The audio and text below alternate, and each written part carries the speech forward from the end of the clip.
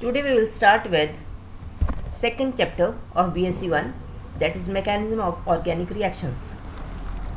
In this we will discuss the basic concepts to how to find out the mechanism of any reaction. So we will be discussing the basic concepts to determine mechanism of organic reactions. So now first of all we will start with important notations used in mechanisms. These are first curved arrow, like this. Curved arrow means it's movement of two electrons or movement of lone pair. Then in many reaction mechanisms we use half headed arrow, that is there is only one side arrow is present, so it is a movement of one electron, only single electron, and this arrow is also called fish hook arrow. So similarly in many of the reactions we use this type of double headed arrow. It means this represents the resonating structures. This is drawn between the resonating structures. Then similarly we often use this arrow, that is forward arrow. This arrow indicates that the reaction moves to the forward direction, to this direction. And similarly this backward arrow, it indicates the reaction moves to backward direction. And so when in many of times we use both the arrows simultaneously, that is like this, or we can also show these two complete arrows. This indicates that reaction is in dynamic equilibrium. It can move in the forward direction, it can move in the backward direction. So these are the important notations we generally use in the reactions. So next is, what is bond cleavage? Bond cleavage means breaking of bond between the two atoms of a molecule. This bond cleavage leads to many reactive radicals, reactive ions, reactive free radicals, and this depends upon the type of cleavage, how the bond breaks. Breaking of bond is bond cleavage, but it can break in two ways generally. First is homolytic cleavage. Homolytic, as the name indicates, homo means same. If the bond cleavage takes place in such a way that both the electrons are equally distributed. If the electrons are equally distributed, then we get free radicals. One electron is taken by one atom and another electron is taken by the another atom. So the bond which cleaves is equally divided. The number of electrons present in the bond are equally divided among the two atoms making a bond. So in this the electrons are equally distributed, so we get free radicals, that is atom with free electron. In similar way, if the bond cleavage takes place in such a way that there is an unequal distribution, or say both the electrons are taken by one atom and another atom is left with no electrons, in that case the atom which has taken lone pair will be negatively charged and the other will be positively charged. So we say we get ions. By heterolytic cleavage we get ions, and by homolytic cleavage we get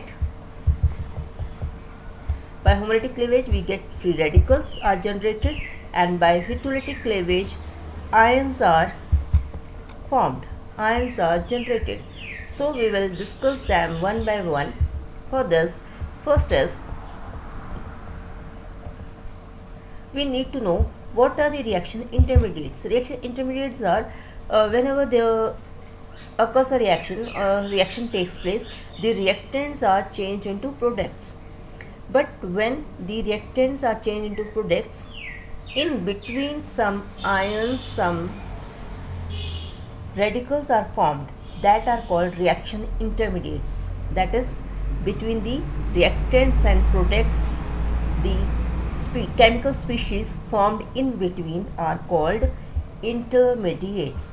So there are various types of intermediates like carbocations, carboanions, free radicals, carbenes, nitrines, arines. We will discuss all these intermediates one by one. So for all of these intermediates, we will be doing their definition, then their structure, then their classification, then their stability order of the various types, and one is important thing is how they get formed, how the formation of these intermediates takes place. So let's start with first carbocations. All these intermediates we have also done in earlier classes also. So first is carbocations. Carbocations, as the name indicates, cations means positive charged, carbo means carbon. So the carbocations are the chemical species in which carbon carries positive charge, When it carries positive charge, it means it is electron deficient and it has 6 valence electrons on it. So carbocations are chemical species in which carbon carries positive charge and it has 6 valence electrons. Example, CH3 with positive charge, CH3CH2 positive charge, that is methyl carbocation or ethyl carbocation. So these are found by, we can say, by direct ionization, that is in the presence of highly polar medium. Suppose this is our reactant and it is 2-methyl, or it is 2-chloro-2-methyl propane. If it is present in highly polar medium, then chloride is removed as Cl negative and this carbon is now electron deficient and it will have positive charge, that is carbocations are formed. So carbocations are formed in the presence of highly polar medium and by protonation of unsaturated compounds. Unsaturated means double or triple bond. So if suppose we have taken alkene with H positive, that is proton with H positive, and then the electrons will move to one carbon, and to the carbon to which electrons will move, to that carbon H positive will get attached, or say these pi electrons form bond with H positive and we get RCH3. CH2 is already there, H gets attached to this carbon and we will have RCH3. Now this will be electron deficient, it will carry positive charge, so RCH3. Again carbocations are formed. So next is structure. In this, carbon is sp2 hybridized. It has if it is sp2 hybridized, so it will have flat structure or say planar structure. And this carbon is sp2 hybridized. It will have these 3 sp2 hybrid orbitals, and these will overlap with s orbital of carbon. If we have taken example CH3, this s orbitals of hydrogen and the one unhybridized orbital, and this unhybridized orbital of carbon will be empty with no electrons. So it is shown as such, and these bonds are shown like this, and this leads to the planar structure. So carbocations have planar structure, and in carbocations carbon is sp2 hybridized. So next is its classification and its stability. In classification, if carbon carries positive charge, is attached to no other carbon atom or to one another carbon atom, so these are primary carbocations.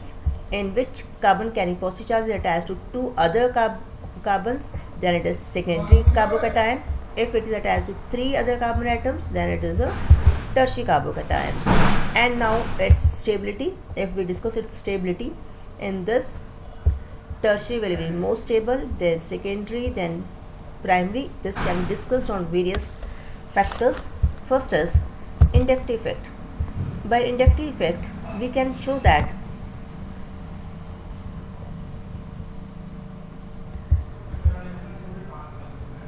these are methyl groups.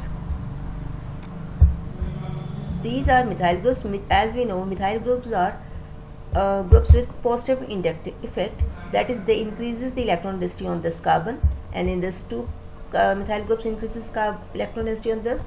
In this three methyl groups increases electron density on this. So methyl group has positive inductive effect.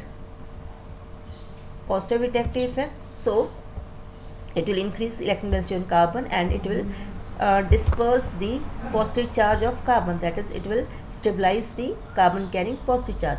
So greater the number of methyl groups, greater will be the dispersal of positive charge, and greater will be stability. So tertiary are more stable, then secondary, then primary. That is 3 degree, 2 degree, 1 degree. Then is hyperconjugation. In hyperconjugation, as we have already discussed, it is the in this carbocations, overlapping of sigma orbital takes place with p vacant p orbital with no electrons. So in this, like this, the overlapping takes place. And in this, if we compare different carbocations, in this carbon carrying positive charge has one methyl group. So in this, 3 hyperconjugating structures can be written. For this, 2 methyl groups, so 6 structures can be written. In this 3 methyl groups, so 9 structures can be written. Greater the number of hyperconjugating structures, greater is the dispersal of charge, greater is the stability. So 3 degree is more stable, then 2 degree, then 1 degree. Similarly, we can explain the stability of carbocations on the basis of resonance. Generally in resonance, benzene ring is involved. Or we can take another example also, allyl carbocation, but just generally we take up benzene ring compounds. So first let us start with allyl carbocation and alkyl carbocation. In alkyl carbocation, no resonance is possible. In allyl carbocation, allyl means carbon which has positive charge is attached to the carbon having double bonded carbon atom. That is, double bonded carbon atom. Then next is carbon with positive charge. So it is a allyl carbocation. Allyl carbocation is resonance stabilized. As we can see, these electrons can move to this. So here will be single bond, here will be double bond, and this will get neutralized with electrons, and this will have now electron deficient, that is positive charge. So this resonance leads to the extra stability of allyl carbocations, but in this no resonance, therefore it is less stable. So out of alkyl carbocation and allyl carbocations are more stable. Similarly, in benzyl carbocation, we can have different resonance structures. We have already discussed these structures. You can see these structures, and we can say that benzyl carbocation have now in this there are 5 resonance structures. So it is more stable, it is resonance stabilized. But if this carbon has one more phenyl group like this, then it will have double number of structures, and this there will be triple number of structures, 3 times structures. So greater the number of structures, greater is the stability. So this will be the most stable, will be the second, and this will be least stable. So benzyl carbocation stability can also be explained on the basis of resonance. That's all about carbocations. Next we will start with another reactive intermediates.